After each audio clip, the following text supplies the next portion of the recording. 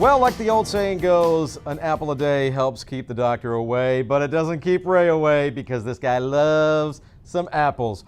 Welcome back to the Georgia Farm Monitor. Ray DeLessio, as always, with my good friend Marcia Crowley, who is the senior home economist for the Georgia Department of Agriculture. And Marcia, I've always said, you are the apple of my eye. Not only because you're, she knows me too well.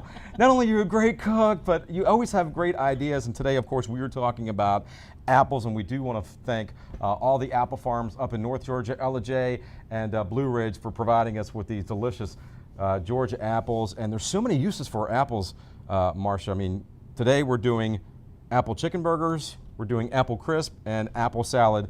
Let's start with the chicken burgers. Okay. This is a pound of ground chicken, which you can purchase at any grocery store.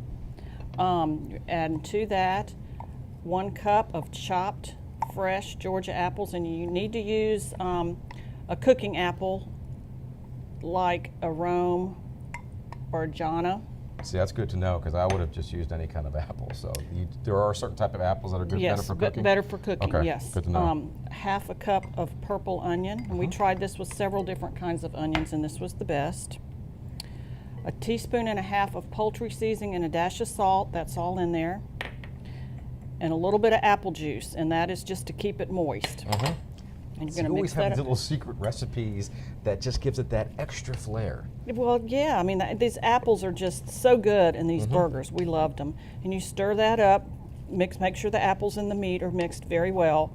Then you're going to form these into patties, and you can use your hands when doing the patties. This is my favorite part. Look at Marcia's patty maker. Check this thing out. You just put a little handful in there. It's got sesame seed buns on it. How cute is that?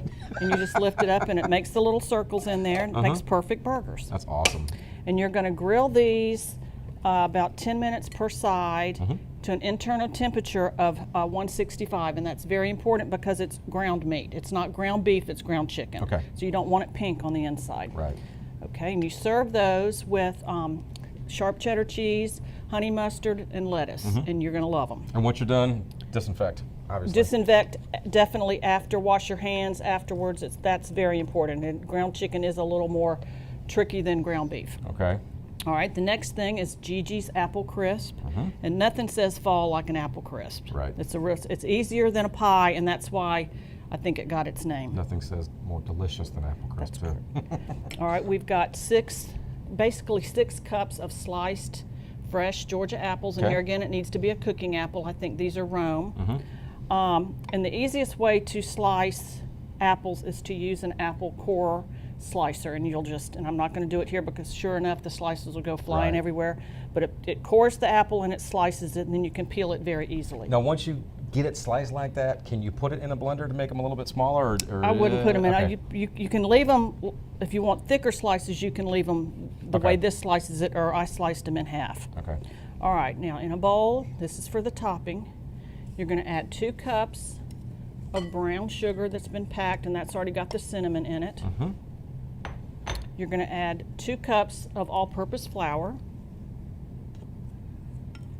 This is what makes it crunchy. And 2 cups of oatmeal. What about apple oatmeal? Can you use apple oatmeal? You could use apple oatmeal. Okay. And then you got the... and you've got a cup, 2.5 sticks of butter. Butter, and you're basically going to, you can pour that butter in, that'd be good. Look at that, it's like butter. There you go. And this is going to make the crunch topping. Stir that up real good.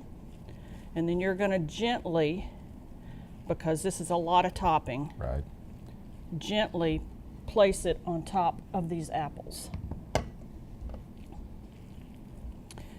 And this was definitely a hit when we tried this in the kitchen. This says holidays to me, it says fall, it says cool weather, football. Just put all that stuff over the top. And you just evenly distribute it over the top. Right. And you bake this for 40 to 45 minutes until it starts to crisp up a little bit and brown, and it is very good. Very nice. Then we also have a salad.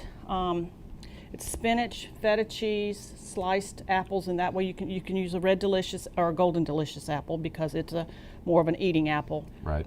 Georgia pecans and your favorite vinaigrette, and that's a healthy choice. And I mentioned about all the apple farms up in North Georgia. You know what else I like? Why I like going to apple farms? Not only for the apples, But for these, Can't beat the them. apple pies, you can't beat those. So you can have your apple crisp, and then you can have an apple pie as well. And then you can just hop on the treadmill for like an hour or so. But Marcia, thank you so much. And hey, just to let everybody know, next month's show will be a special Meals from the Field. We're going to be taping from the Sunbelt Expo. So hoping to have a live audience out there. If you're going to be out at the Sunbelt Expo, come out there. I believe it's going to be on Wednesday of the Expo. It's going to be on Wednesday of the Expo. So come on out there, gather around the cooking area out there. You might even get some free samples. We can do that for folks, can't we? We can do that, sure. Okay. Marcia, thank you so much. Thank you, Ray. Looking forward to next month. See you next month.